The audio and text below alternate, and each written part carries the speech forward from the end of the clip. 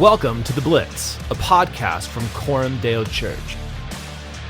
The Blitz is all about tackling tough topics head-on at full speed. Are you ready? Well, good morning, good afternoon, good evening, good whatever time of the day it is that you happen to be checking out this podcast. My name is John, pastor at 𝗘𝟱𝟵 Church, and I will be your host once again, today on The Blitz. Well, hey guys, it's been a while since we've dropped one of these episodes. Been super busy with ministry and working on buildings and all sorts of stuff, preparing for Advent. However, there is this little thing coming up in November on the 5th called the election. And lots of stuff is going on in our country, lots of political, arguing, debating, crazy stuff going on. And one of my pastor friends put something on Facebook about pastors sharing who they're voting for and why. And so I thought I would do that. I'm going to share with you who I'm voting for and why. And in doing so, I'm not telling you what to do. I'm just telling you what I'm doing and why it is that I am doing it. So this is all about why I'm voting for Trump. I voted for Trump in 2016. I voted for him in 2020, and I will be voting for him once again in 2024. And so this is there's a reason for this position, a reason that I vote for him. And I understand every time I talk to anybody about politics and specifically the presidential candidate, Trump. I have to make a distinction between the policy and the platform and the person. So I'm very well aware that Trump is not a righteous man. I think that is clear. And I'm not voting for him because I think he's a Christian or because I think he's godly. I think maybe he's claimed to be a Christian at some point in the past. I'm not sure. But that has absolutely zero to do with me voting for him. I am much more concerned, especially in this situation, I'm much more concerned with the policy and the platform than I am with the a person.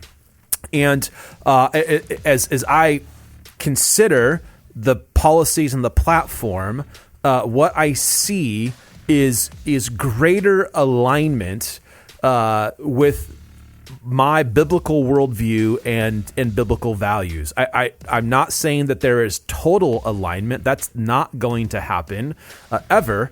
But I can say easily that there is much greater alignment with Trump's policies and platform with my convictions, my beliefs, a biblical worldview, than there is with the left. In fact, it's not even close. And so I want to just talk you through briefly. It's not meant to be detailed. Just walk you through briefly what some of those issues, those key issues are for me. Okay. The first one, which is what everybody is talking about, or it's probably number one. I think it's number one actually right now, is of course the economy. And everybody knows that the economy is not in a good position right now. We are dealing with increased prices. That's inflation of everything. And you can look at all sorts of charts and statistics about the cost of things in 2019 and the cost of things in 2024. And I know that things slowly grow more expensive, but I'm talking about things have like doubled, like an increase of 100% in expense. So this includes things like fuel, right? And fuel is not just what goes in your car and gets you, from point A to point B. Fuel is what delivers the groceries to the store that you go to buy food for your family. And what that means is that everything like necessities, like putting food on the table, the price of food is out of control. I have many times gone to Costco with my wife when we walk through, and she shares her frustration over the skyrocketing prices of just ordinary things like eggs, bacon, milk, just normal stuff that you feed your family every single day. Our grocery budget has grown because of that inflation. So inflation affects everybody. And inflation affects the poor more than anyone else. The poor has the smallest amount of income, the least amount of margin in their budget. If you're super wealthy, yes, inflation will affect you, but you don't feel it the same way that blue collar people or lower class people feel it. So things right now in terms of the economy are not good. And the reason that they're not good is directly tied to the current administration. Okay. When you print money, it makes money less valuable. That drives inflation. When you have out of control spending, right, that is connected to the printing of money, that also drives inflation. When you have red tape and government regulations upon government regulations upon government regulations, that kills business, that kills the economy. When you rely on foreign energy, i.e., what by that I mean we're relying on others for fuel, it not only drives up the price of fuel, but it also enriches our enemies. Okay, so these are all crucial parts to the economy, and I believe that Trump and Vance, they understand this. They get that energy independence drives down prices of groceries. It drives down the price of fuel. It drives down the price of everything that we consume on a regular basis. And here's the thing. I want fuel to cost less. I want groceries and basic necessities to cost less for everybody. And I want them to cost less, especially for the poor, because they have the least amount of margin to afford these things. Additionally, I want a smaller government. I like the idea of Elon Musk being some director of efficiency. And I don't know if that's going to happen or whatever, but gosh, that would be incredible. I want less regulation. I believe that government ought to be limited. I don't believe that government has ultimate authority, but rather they have a right authority delegated to them by God, but it is limited in its form. And additionally, when it comes to the issue of taxation, right, I want the government taking less money from everyone, right? The rate at which we are taxed it's insane. It is unjust. Can I say that? It's unjust. It's crazy. Okay. And often you hear people say, well, Trump wants to lower taxes for the rich. Okay. We should want the government taking less money from everybody. Absolutely everybody. We want lower taxes. So I look at the not just the economic promises that Trump makes, but I look back at 2016 all the way up to the time of COVID, and I look at where we were at in terms of energy independence, in terms of the cost of just regular day supplies of fuel, of food, of groceries, and there's a track record there that says these policies are better. These policies are economically better. Okay, so economics is one area. Another area would be foreign policy. There's some really weird stuff going on because the left used to be the party of peace, and the right was seen as more of like, the warmongers, and things have absolutely switched on this. The left has become the party of warmongers. To give you just like a glimpse of this, there's a lot of people, and I mean left and right, a lot of people that believe that Dick Cheney was really the driving force of the Iraq War under George Bush, right? He sat on the board, I think it was Halliburton or Raytheon, I can't remember which one it was off the top of my head, but he sat on the board of a massive arms dealer, right, of a massive arms company that benefited from the war, and he himself has benefited significantly from this, right? So there's a lot of people for years and years and years who believe that he was really the driving force of getting us into Iraq and that long war. And Hollywood produced a movie called Vice, in which Christian Bale plays Dick Cheney. And I know that sounds like an impossible thing, but Christian Bale is incredible, and he actually looks just like Dick Cheney. And I've watched the movie. I'm trying to think if there's any scenes in it that I would object to. I can't remember, but it's a very interesting story, and it paints Dick Cheney as this kind of intentional, deceptive guy who's wiggling his way into spaces and influence and basically pulling strings to get us into a war that he benefited financially from. Okay, so that's the whole movie. And that movie, of course, is coming from the left. But here's the irony here, is that Dick Cheney has endorsed the left. Right? That's just like bonkers. That shows you how much things have changed. So I don't want war. I don't want to spend hundreds of billions of dollars. I don't want to send them overseas to the Ukraine to fight a war. I don't want us, instigating war with Iran. I don't want us involved in wars. I don't think that's good. I don't like that idea. I want less war. And in Trump's track record and his policy is he wants out of war. He doesn't want to start wars. And his track record, again, in that is quite impressive. We had 4 years of peace. There were no wars. We had, we have wars right now going on that we are involved with, that we are financing. And I don't want that. So I think that the foreign policy and the track record there is more in line with my own, biblical values and worldview. Next is border control and immigration, and I think this is right up there with the economy in terms of issues that people in our country really care about. It is without question, there is no debate that we have let literally millions of people, 10, 15, 20 million unvetted people into our country illegally.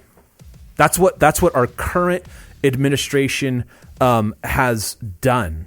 And it's so funny when you hear kind of like the sound bites from Harris. We want to turn the page, right? It's like, well, she is the page. Like she's responsible for the way things are right now. She even said you have to take responsibility for the things that happen under your administration. All right. So we have let millions of people into our country illegally. Right, so we're violating law. Additionally, we're giving away hundreds of millions of dollars to people who have no right to be here. And meanwhile, we are ignoring the needs of people who are our citizens. There is a massive issue with fentanyl and drugs coming over the border that are killing people. There is massive, education, security, safety issues in our cities. Bringing in unvetted illegal immigrants that flood our cities and then take up those resources, right? That's not right. That's not just.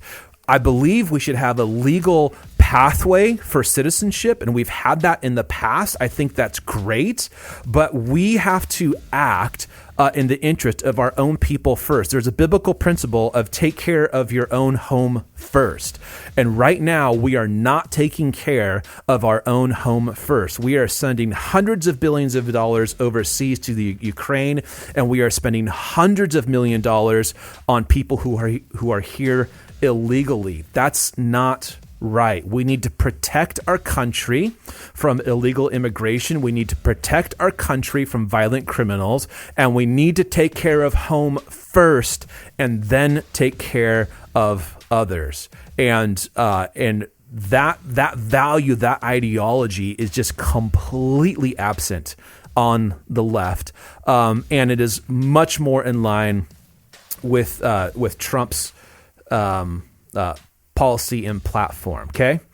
Lastly, I want to talk about abortion, and this is one of the areas that I understand Christians being concerned with Trump. In fact, I share that concern because he has weakened his opposition to abortion considerably. He's not taking it on head on in the way that he had done in the past. Now, in saying that, I have to remember, I remember that he gave us 3 Supreme Court justices who were key to overthrowing Roe v. Wade. Okay, so abortion was the law of the land, and the Supreme Court justices that he put in place helped to overturn that. And that is one of the greatest victories for the pro-life movement in decades. And he was instrumental in that, and that was intentional on his part. So I have to remember that, okay? Now, he has failed to commit to a national ban on abortion. And I would deeply prefer a president who was upfront and vocal and opposed to abortion and was committed to outlawing abortion without exception in our country. So he has failed to do that, okay? And I get the concerns with that, and yes, that is absolutely a concern. However, I compare what he wants for the country with what his opponent wants from the country, okay? I have to compare his position not just to the ideal, but I have to compare his position to the alternative. And in his opponent, Kamala Harris, is opposed to all and any restrictions on abortions. Like, let me say that again.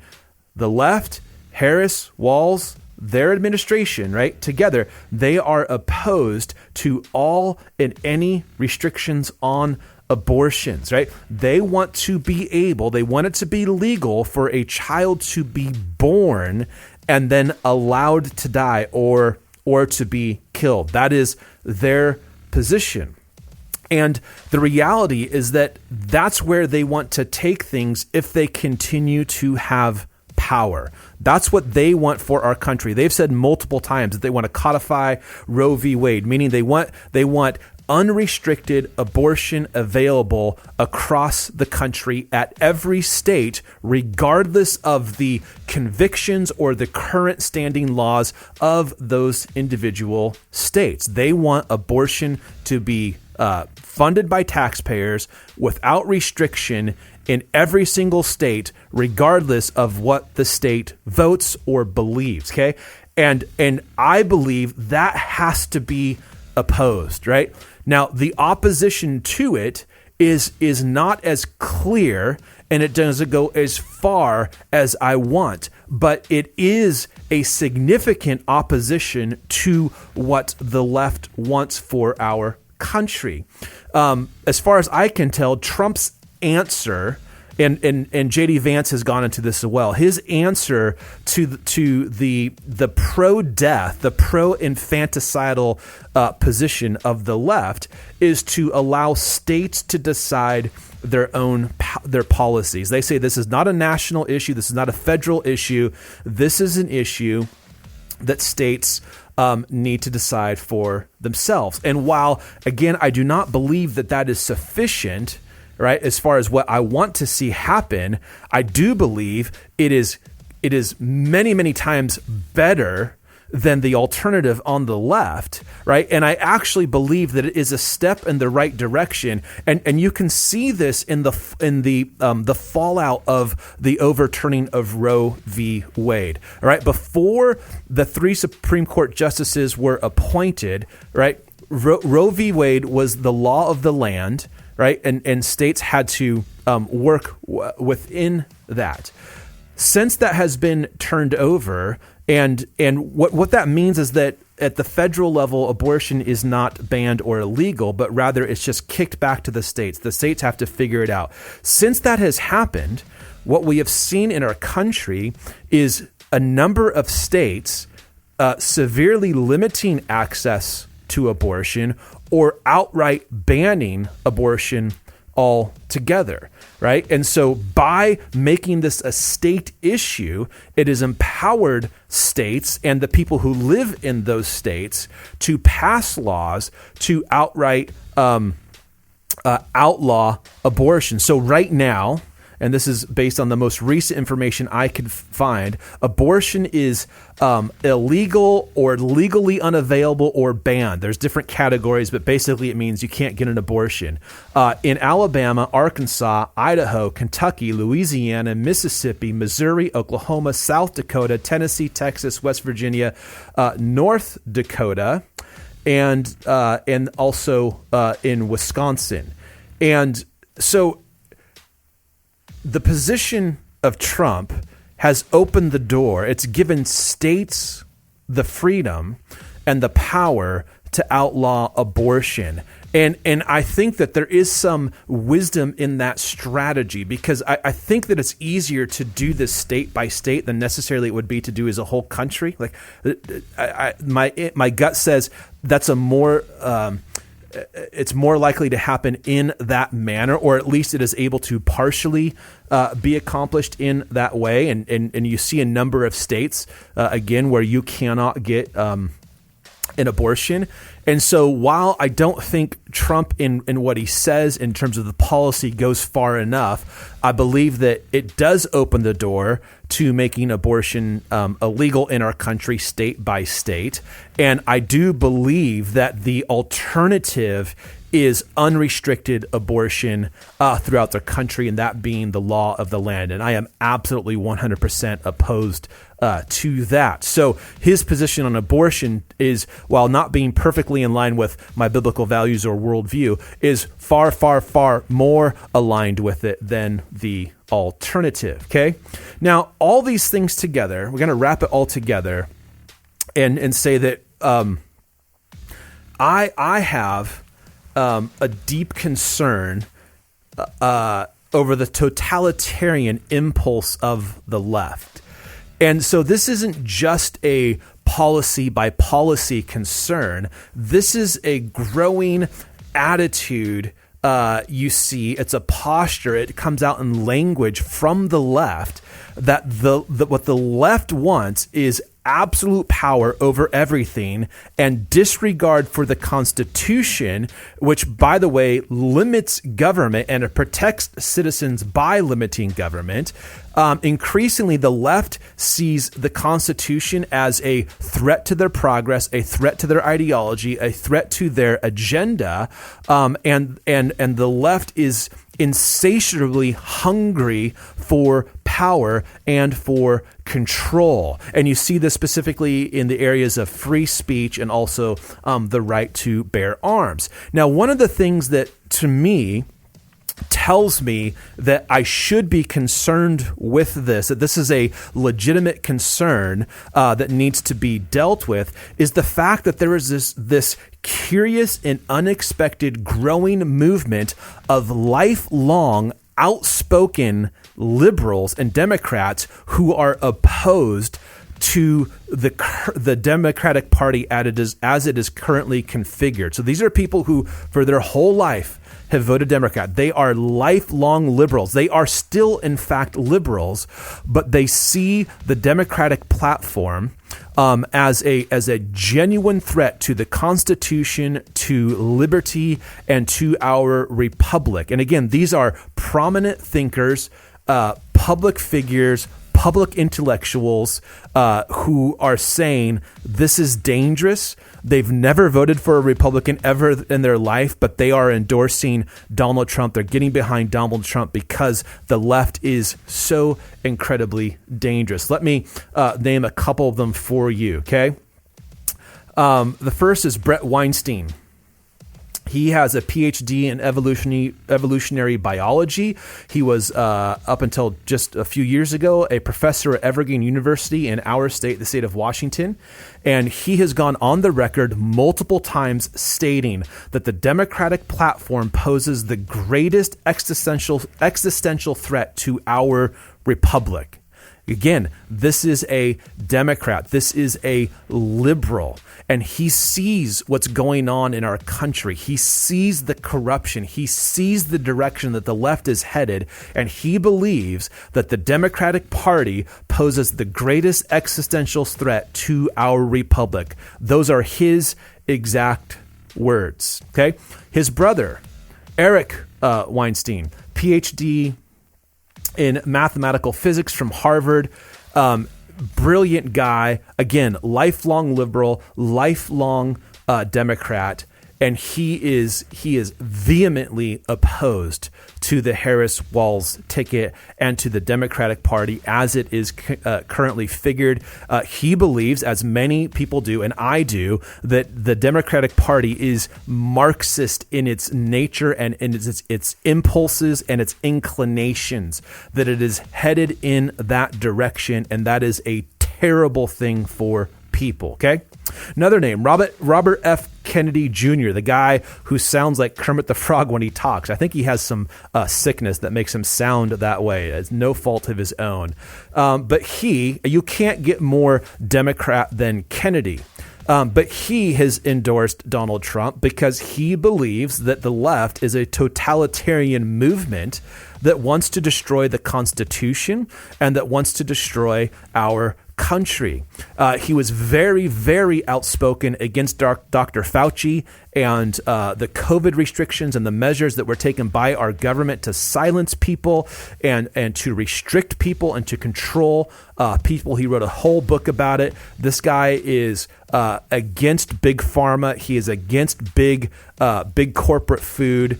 He is very concerned for the health of our nation, specifically the health of young people in our nation. Lifelong liberal, lifelong Democrat, has endorsed Trump because he wants to oppose the totalitarian Marxist platform of the left. Another example is Tulsi Gabbard. She was a representative from Hawaii and has served in our nation's military. She has the exact same concerns. A deep concern over the left's disregard for the Constitution. And when a political platform disintegrates the Constitution, when it is crushed, right, people suffer because the Constitution is what protects the citizens from corrupt government. That's the whole point of it. And so she, along with all the names that I listed, are deeply concerned. And you probably know other people who have been lifelong liberals, lifelong Democrats who see what is going on. They see where the left is headed. They see the ideology and the insanity of what is happening right now. Okay, so I believe that if the left remains in power, that it will continue to do evil. It will do even greater evil in our country, that it will take us steps closer to a totalitarian Marxist ideology, which history tells us Marxism doesn't work. The only thing it does is it leads to suffering and poverty and misery for millions and millions of people. People starve to death under Marxist ideology, and then there's a very few people who have lots of power and lots of wealth. But Marxist ideology is an evil, evil ideology. And so I believe it is important to oppose that. Trump is not the moral, righteous guy that I wish that he was. He's not that guy. He's not an upstanding Christian man. That's not him. He's a business guy. He's made some really dumb choices. He's got obvious character flaws, but he understands what's at stake right now. He understands how evil and corrupt and broken the left is. And I do believe that he cares about the Constitution. I do believe that he cares about the country. And so I feel like it's my duty as a Christian to oppose evil. And even if that means I have to vote for someone who has their own issues, if I can oppose a greater evil, then I want to do that. And so for those reasons and some others, I will be voting for Trump in 2024. So that's where I'm coming from. Maybe you agree, maybe you disagree. We'd love to hear your thoughts, but that's where I'm at. All right, we'll come back to this in a couple weeks. It's going to be very interesting watching what develops. My gut is this election is going to lead to burning, Okay, and if Trump wins, I think you'll see cities on fire, much like we did in BLM, but just more so, because that's what totalitarian, whiny Marxists do when they don't get their way.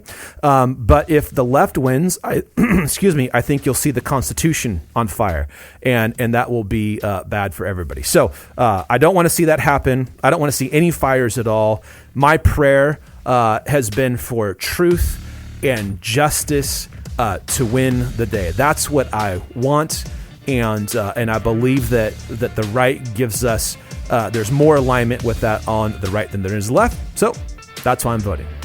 All right, thanks for hanging in. Thanks for listening. Until next time, take care.